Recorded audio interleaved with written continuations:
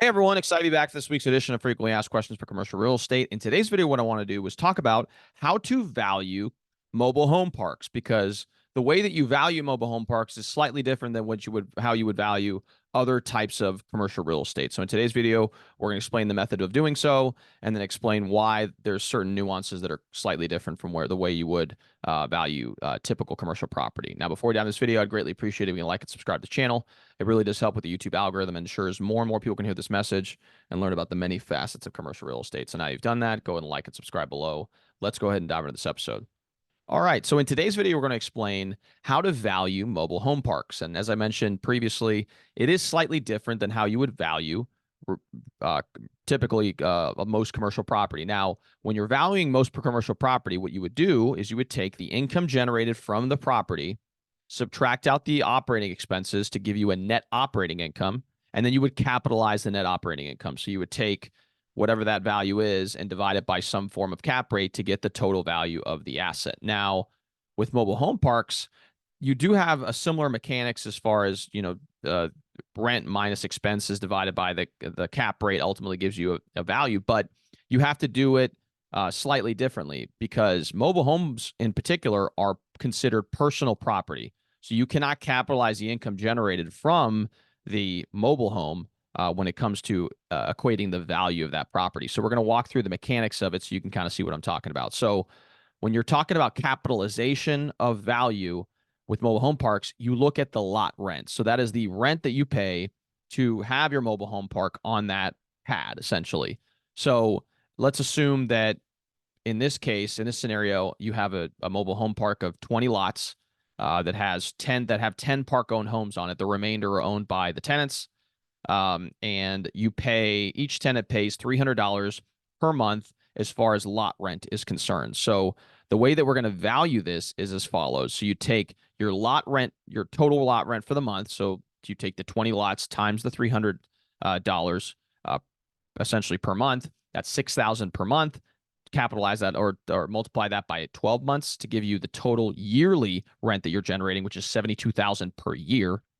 And then let's assume that in this scenario, the expense ratio or the percentage of the revenue that is associated with expenses is 30%. So you'd multiply the $72,000 per year by 30%, and that gives you expenses of the year of $21,600.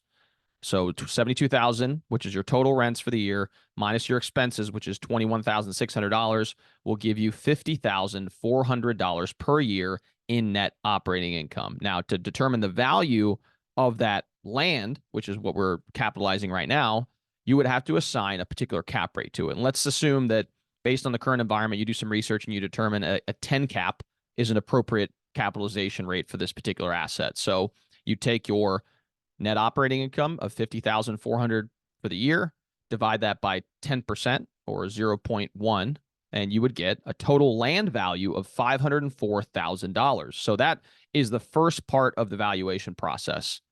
The second piece is to value the park-owned homes. So you'll often see this in some brochures where it references POH. That means park-owned homes, and that means that the owner of the park is the one that owns those properties or those personal assets in this case. So what you would have to do is assign a value to that park-owned home that is kind of a fixed value. So in this case, let's assume that each park-owned home is somewhat of an older product and it's not a huge home or anything. So you assign a $10,000 value per park-owned home.